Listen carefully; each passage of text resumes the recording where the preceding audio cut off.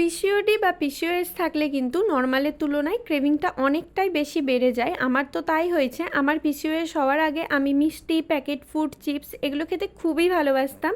আর এখন আমার যেগুলো বেশিরভাগটাই বন্ধ হয়ে গেছে, আর তাই জন্য আমি শিফট করে গেছি হেলদি ওয়েতে। তো পিসিওএস হওয়ার পর আমার ক্রেভিং হলে আমি যে জিনিসগুলো খাই সেগুলোই তোমাদের সাথে শেয়ার করব। দেখো আমি এই রাগি চিপসটা খাই, আমি দামগুলো তোমাদেরকে সবগুলোরই দেখিয়ে দেব।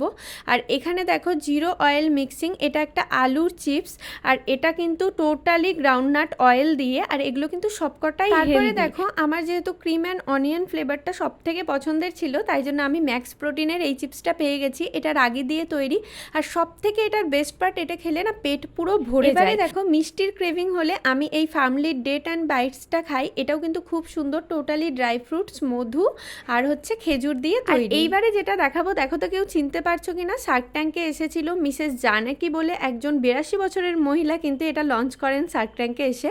এটা হচ্ছে রাগির লাড্ডু, দেশি ঘি দিয়ে তৈরি, আর এত ভালো ফ্লেভার আর খেতে যে কি বলবো। আর সবার শেষে আমি আমার কাছে রাখি ওটসের বিস্কুট। এখানে দেখো এটা হচ্ছে কোকোনাট ফ্লেভার, তারপরেও আছে আমার কাছে হচ্ছে পিস্তা, কাজু বাদাম, চকলেট ফ্লেভার, সমস্তটাই ওটসের বিস্কুট রাখি। কারণ পিসিওডি বা পিসিওএসে কিন্তু ময়দা বা রিফাইনিং কোনো কিছুই খাওয়া যায় না, তাই জন্য বিস্কুট কিন্তু আমি খেতে পারি না।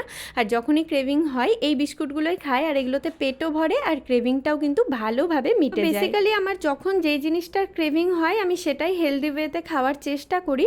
যেমন ময়দার জায়গায় সবসময় আমি আটাই শিফট করে যাই, আর এই প্যাকেট জাতীয় ফুডগুলো যেগুলো ওটস, রাগি এগুলো দিয়ে তৈরি, সেই জিনিসগুলোই আমি খাই।